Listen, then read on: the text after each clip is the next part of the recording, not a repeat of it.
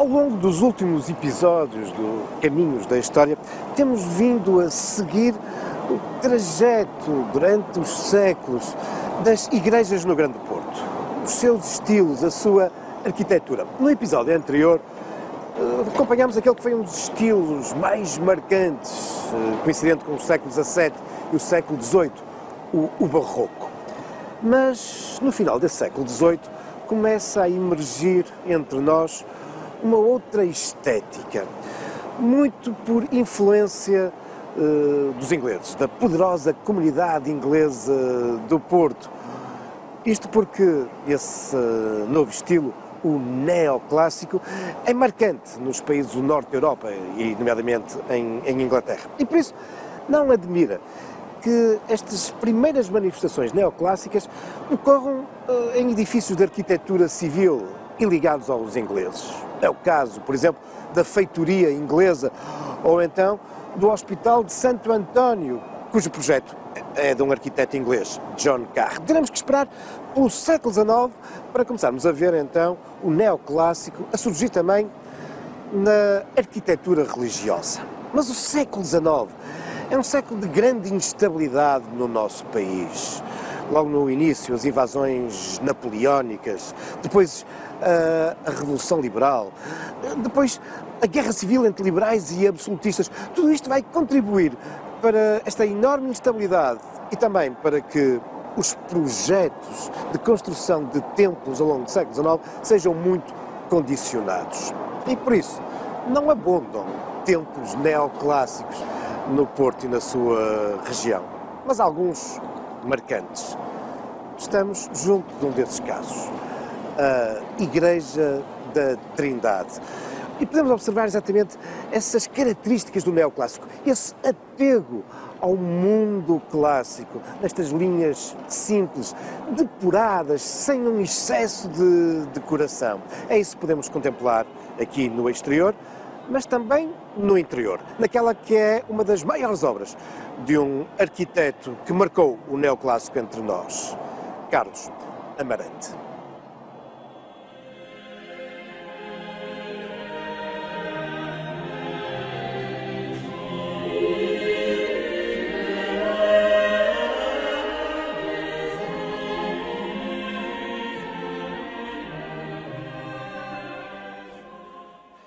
Esta é uma das maiores igrejas da cidade do Porto. Quem entra no interior da Igreja da Trindade pode ficar mesmo surpreendido pela sua dimensão. Uma das obras maiores de Carlos Amarante. Nascida em meados do século XVIII, em 1748, de início, Carlos Amarante estuda e segue uma carreira eclesiástica que, no entanto, vai abandonar por volta dos 23 anos, quando se casa e inicia então os seus estudos de engenharia e arquitetura. Uma atividade que o levará até ao final da vida, em 1815. Aqui no Porto ele deixa obras relevantes, neoclássicas. Para lá desta igreja, também o Templo das Taipas, a tristemente célebre Ponte das Barcas ou o edifício da Academia Politécnica, hoje o edifício da Reitoria da Universidade do Porto.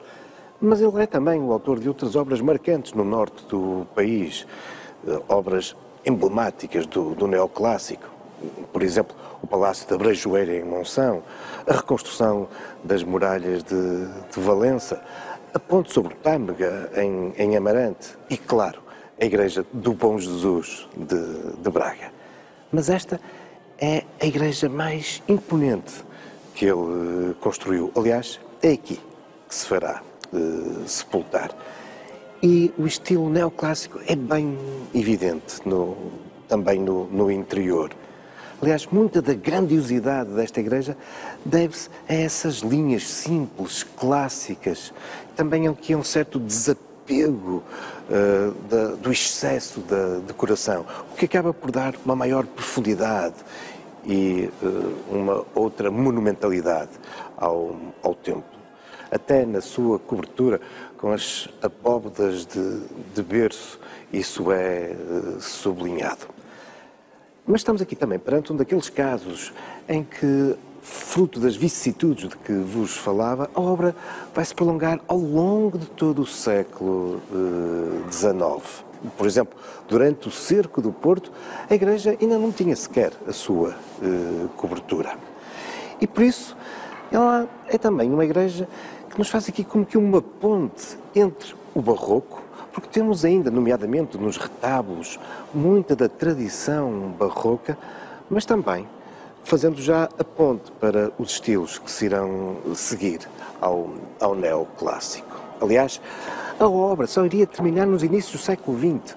O retábulo da Capela Mor é da autoria do famoso arquiteto Marques da Silva, que tanto marca a arquitetura do Porto do início do século XX. E até alguns elementos decorativos aqui nos anunciam aquilo que vai ser o estilo que irá depois dominar na segunda metade do século XIX, os revivalismos do romântico.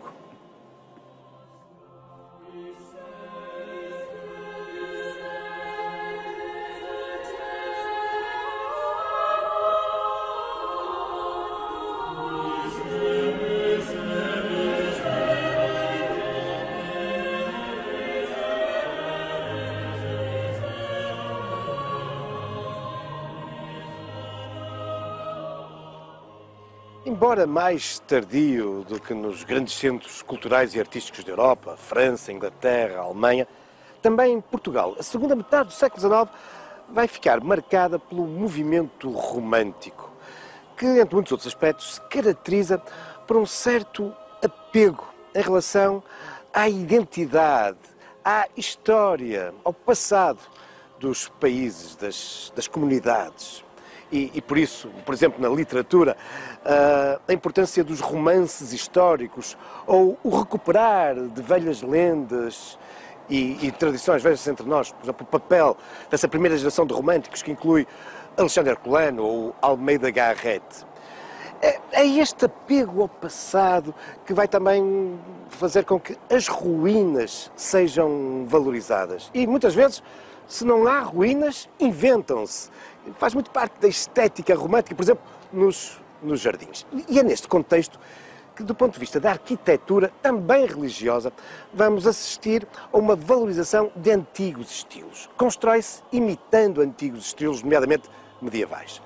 São os revivalismos. E há um que emerge como o mais importante, o gótico, isto é, o neogótico. E aqui, na cidade do Porto, nós temos uma das melhores expressões do neogótico em Portugal. A Capela dos Pestanas, junto à Praça da República.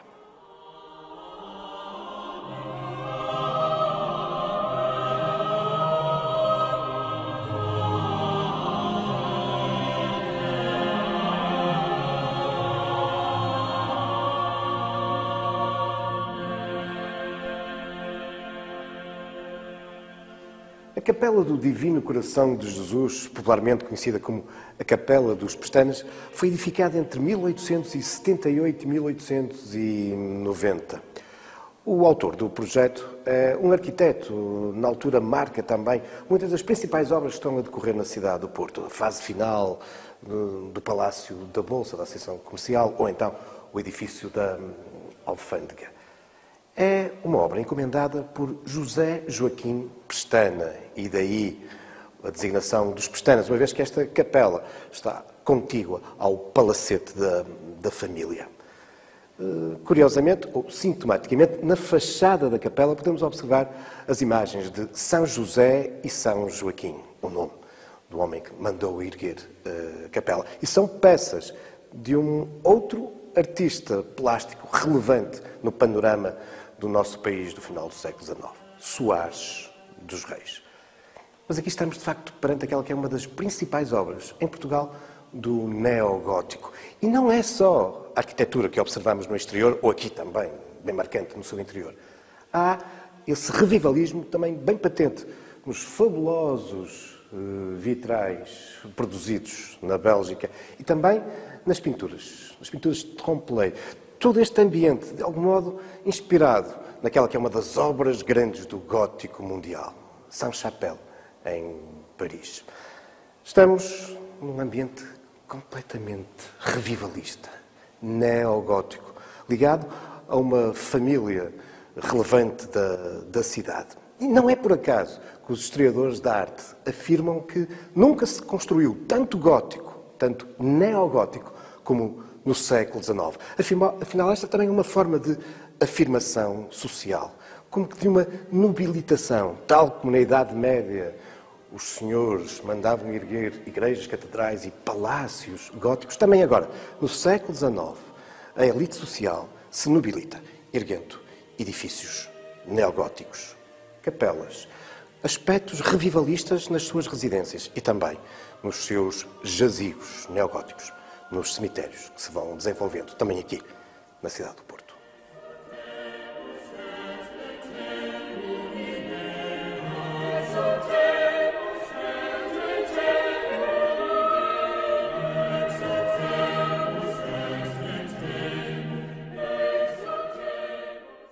Essa estética neogótica está de facto muito viva na cidade, naqueles finais do século XIX, e não só nas igrejas católicas, também nas igrejas protestantes que começam então a surgir. E a primeira, em 1877, é a Igreja dos Metodistas, aqui no então designado Mirante, hoje a Praça Coronel Pacheco. E se observarmos naquelas janelas minadas da fachada, bem assim como nos elementos decorativos dos azulejos, o gótico, o neogótico, é por demais evidente.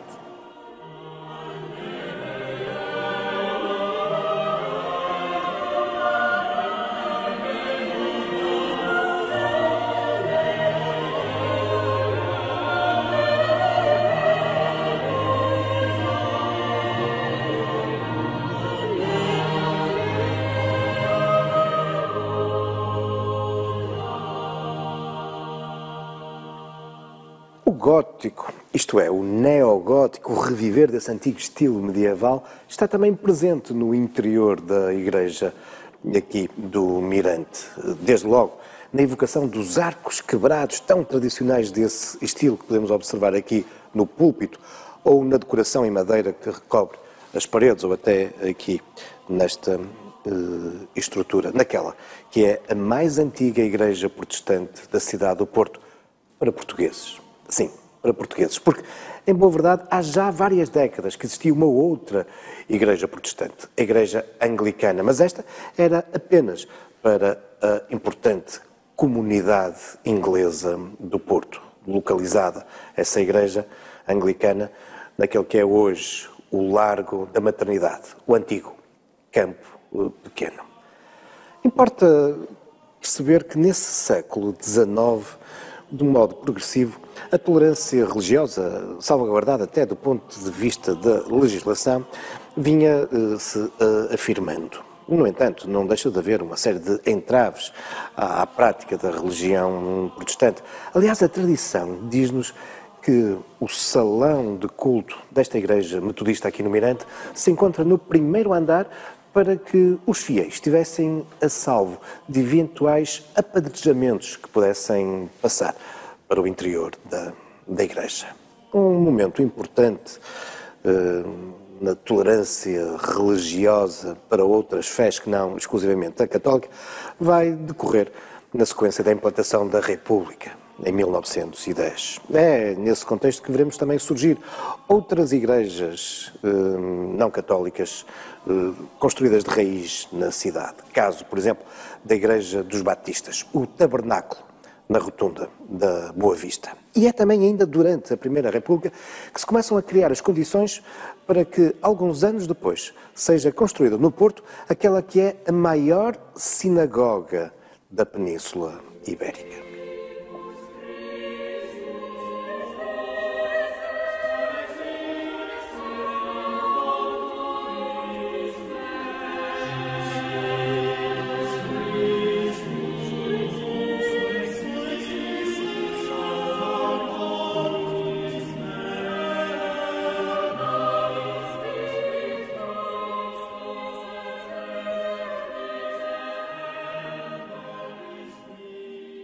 É antiquíssima e não raras vezes relevante a presença judaica na cidade do Porto. Os documentos revelam-nos, pelo menos desde a Idade Média, uma presença muito significativa e que se prolongará até o início do século XVI, quando Dom Manuel I obriga à expulsão dos judeus, à proibição do culto judaico no nosso reino, ou então à sua conversão forçada ao catolicismo.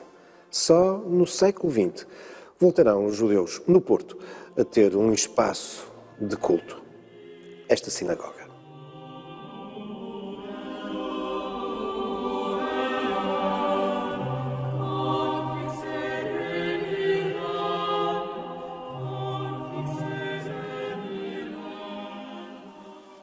A construção da sinagoga do Porto fica ligada de um modo incontornável à figura do capitão Barros Basto. Um homem que, por sua vez, se encontra também ligado à implantação da República no Porto. Foi ele que proclamou, no dia 5 de outubro de 1910, a República a partir das varandas da Câmara Municipal do Porto. E virá depois a ser também um herói português na Primeira Guerra Mundial.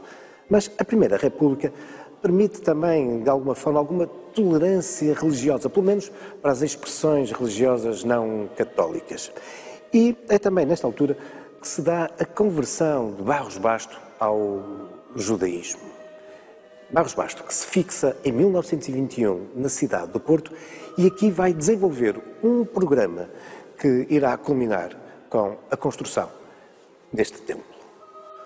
O terreno aqui na rua Guerra Junqueiro é adquirido por Barros Basto, isto é, pela comunidade israelita do Porto, que ele entretanto havia fundado, em 1929. E as obras iniciam-se pouco depois, com o lançamento da primeira pedra. Vão, no entanto, demorar algum tempo. Até 1933 arrastam-se com algumas dificuldades financeiras. Mas é nessa altura que uma importante família, Cadori, descendente de judeus portugueses que haviam saído do nosso país no século XVI, vão contribuir de um modo decisivo para a edificação desta sinagoga. É um projeto ambicioso de Barros Basto. Ele está também a desenvolver a obra do resgate dos marranos, a tentar recuperar as diferentes comunidades de judeus espalhados pelo nosso país, nomeadamente nas Beiras, em Trás-os-Montes, que tinham mantido sempre secretamente o seu culto. Ele sonha trazê-los, de algum modo, do ponto de vista religioso, aqui, para o Porto. Queria mesmo uma escola judaica e, por isso, sonha com um grande templo, capaz de responder ao que ele deseja ser uma grande comunidade. E por isso nós vamos assistir, naqueles anos 30, à edificação daquela que é a maior sinagoga da Península Ibérica. Curiosamente, numa época em que no resto da Europa vamos assistindo à destruição de sinagogas. O projeto é de um arquiteto militar, Augusto Malta, mas aqui terão também colaborado outros importantes arquitetos da época, nomeadamente Rogério de Azevedo, nomeadamente nas decorações, nos motivos decorativos finais e no mobiliário, muito provavelmente. E por falar nisso, não deixa também de ser sintomático que também aqui, na sinagoga judaica, não deixamos de estar presente perante aquela que era a estética dominante da época, os revivalismos. Através dos azulejos, dos motivos trabalhados na madeira, nos estuques, aqui é evocado o hispano-árabe. Embora aqui possamos falar mesmo de um marroquino sefardita, evocando afinal aquele que é a época áurea da presença judaica na Península Ibérica.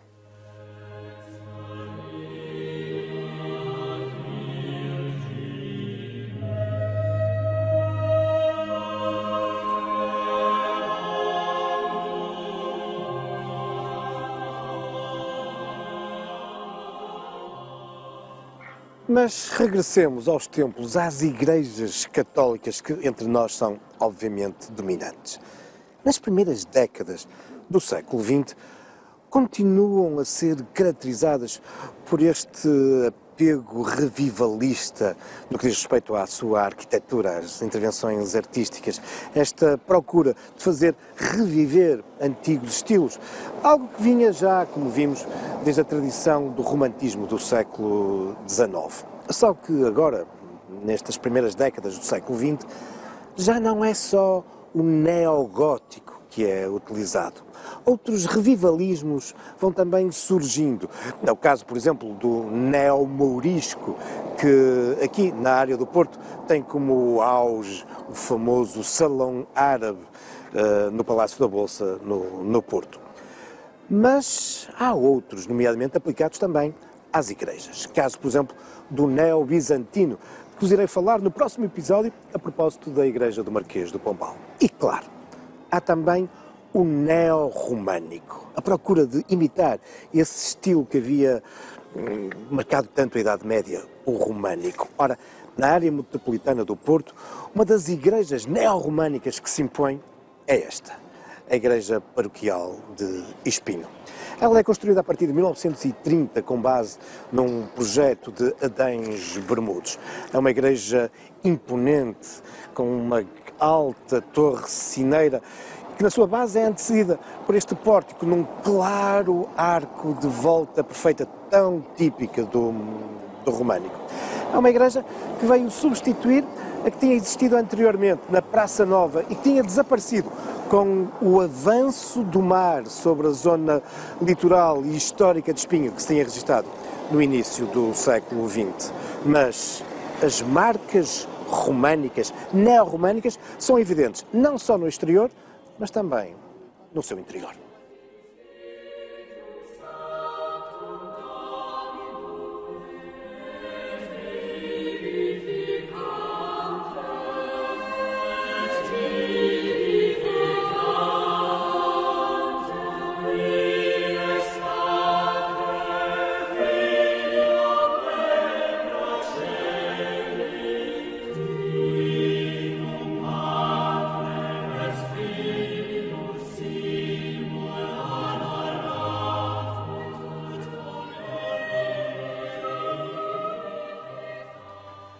Igreja de uma só nave, ampla, mas que não deixa de apresentar um transepto que confere, em termos de planta, uma forma cruciforme, a imagem da cruz.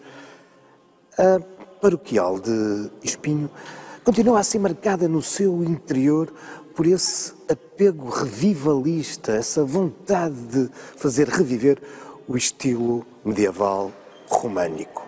Adães Bermudes, o arquiteto, consegue materializar isso através de vários aspectos, nomeadamente de algumas características artísticas, como podemos, por exemplo, observar nos púlpitos, onde os elementos decorativos claramente nos levam para o mundo do românico. Mas essa imagem, esta estética românica, é também marcada do ponto de vista da arquitetura do edifício, nomeadamente nas extensas arcarias que se desenvolvem ao longo das paredes laterais. Arcarias dominadas por esses arcos de volta perfeita, tão característicos do românico. E, sob eles, desenvolvem-se os altares, cuja talha, o trabalho em madeira, é também dominado por formas românicas, nomeadamente os arcos de volta perfeita. E permite-me chamar a atenção para um desses altares. Este, que é dominado por uma belíssima escultura, uma imagem de Cristo crucificado, da autoria de um dos grandes mestres da região, nessa primeira metade do século XX, mestre Teixeira Lopes. E é um altar que é também dominado pela pintura de um outro famoso pintor da época, mestre Joaquim Lopes. Apresenta-nos uma imagem das almas no inferno e no purgatório. Mas aqui Joaquim Lopes apresenta-nos algo diferente do que é habitual. Um anjo vem resgatar algumas dessas almas. Algo estava, de facto, a se modificar na espiritualidade, na interpretação, mesmo na estética da parte da Igreja Católica. Algo que virá a ser reforçado em meados e na segunda metade desse século XX, com o Concílio Vaticano II. Mas isso são já outros factos. Também algumas lendas. E o próximo episódio dos Caminhos da História.